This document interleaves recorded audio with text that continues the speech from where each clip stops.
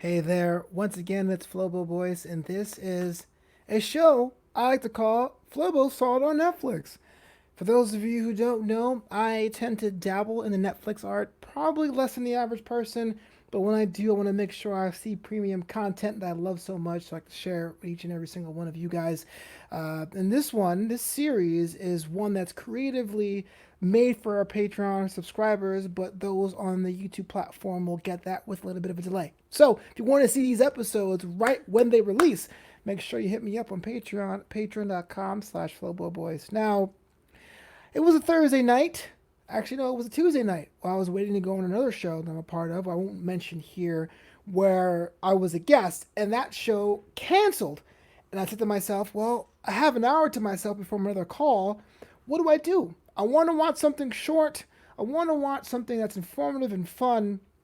And so, with a quick flick on the YouTube, I fell in love with a short form documentary. It's only 40 minutes. It's called Speed Cubers. It's about the Rubik's Cube solving competition, of which there are nationals and a global competition. I had no idea. Like, I could tell you this, I've never solved the Rubik's Cube in my life. I've tried. I've given myself puzzles, but I've never had a chance to actually do it. But not only are there people that can do it and can do it quickly, there are people that do it with such grace and time.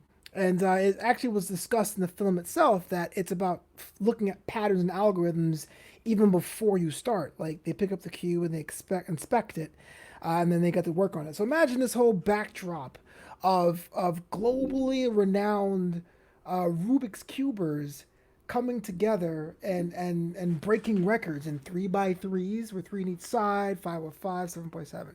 But that isn't really the story here at hand with Speed Cubers, because that sounds pretty dry.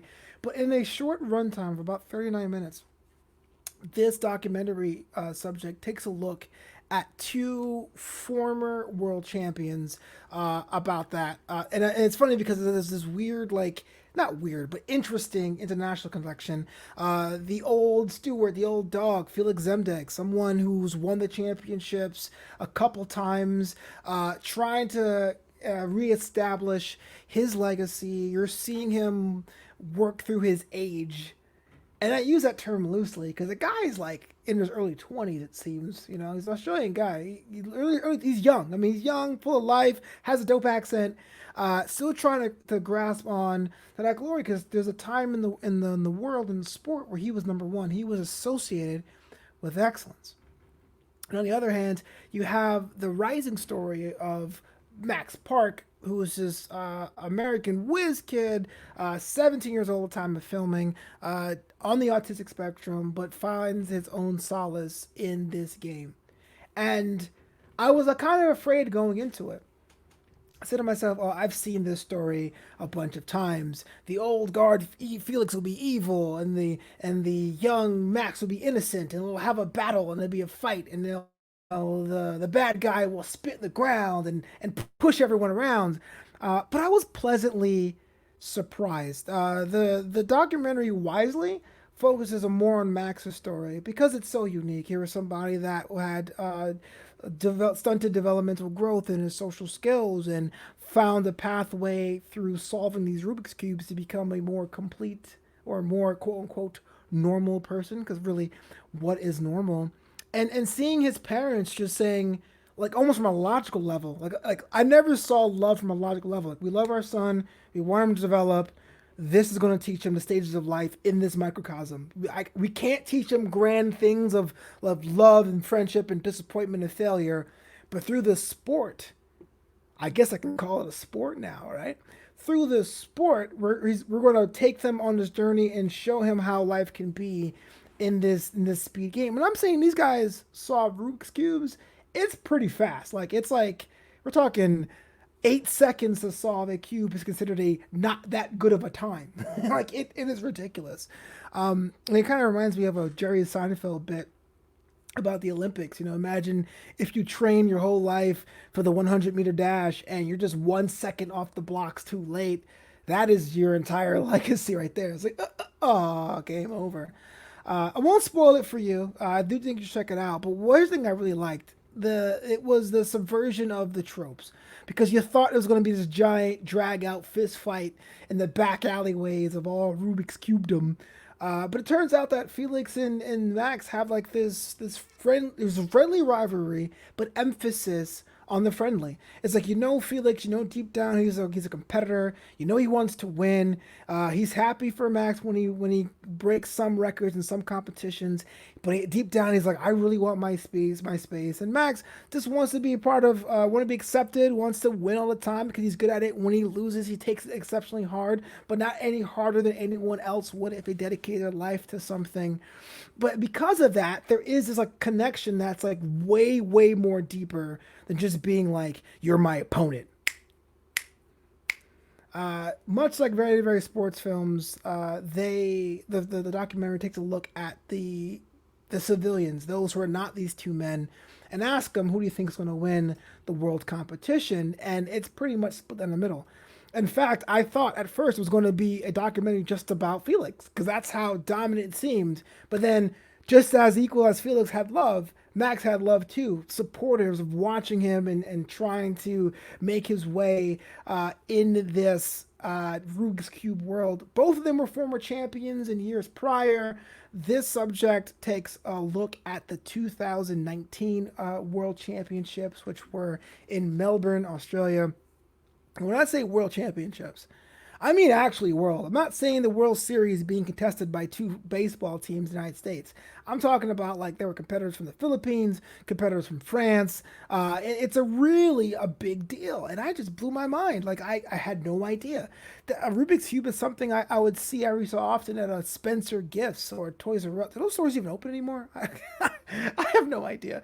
And I'll say, oh, it'd be kind of cool to have one. I'll get one. I'll play around with it, and I go, these are too hard, and I'll never try.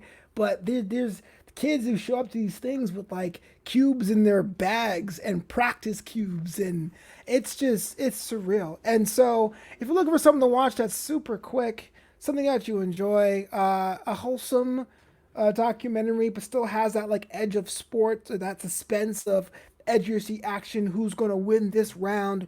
Will Felix get his redemption and reestablish himself as one of the all-time greats? Will Max continue on his tear as being one of the more dominant Rubik's cubers out there? And what about the new crop of talent coming up?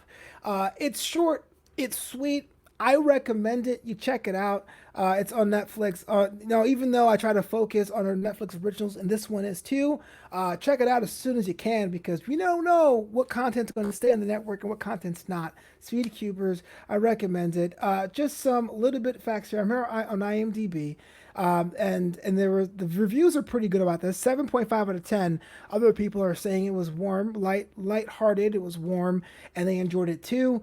And it was created or directed by Sue Kim. I think it was her first documentary. I am not sure. Don't quote me on that. But I do think that she's new in that space. I want to see more from her as well because I like documentary shorts. I tend to read nonfiction books and stuff as it is, but I actually want to see a series now. I want to see a Drive to Survive, like an F1 show. That would be something I should cover here too. I want to see like an F1 documentary series on Netflix called Drive to Survive, where they go into the intricacies of the players and teams and stuff. Port that into Rubik's Cubing and other toy-based competitions or stacking cups or what have you. I am on board. So recommend it. Check it out. I don't know if I should do a rating system when it comes to this. Should I do like 10 stars, 5 remotes? I don't know. I would say I like to do decimals. So for me, I would say 7.5 to 7.8 is accurate on a 10-point scale because again it's kind of short. It leaves you wanting more. You kind of want to see more episodes, if you will. I'm not sure it's because it's that good that you want to do it or because we're in this binging culture. We're just like, where's the season? Where's the behind the scenes stuff? But that's always a good sign. Always even wanting more. Check it out. Speed Cubes on Netflix. That does it for me on Flobo, saw it on Netflix. Hey, we're going to do it first episode on a series. We're going to do more of these ever so often. And hey, who knows if the patrons love it and if the YouTube crowd loves it, we can have ourselves our own dedicated network. But in the meantime, become a patron at patreon.com/Flobo Boyce. Get the bonus content you need and so desire and deserve. And I'm on social media. We're talking at Flobo Boyce across all social media, and at Flobito on Instagram as well. And the website is flobito.com. Until next time, we'll be watching.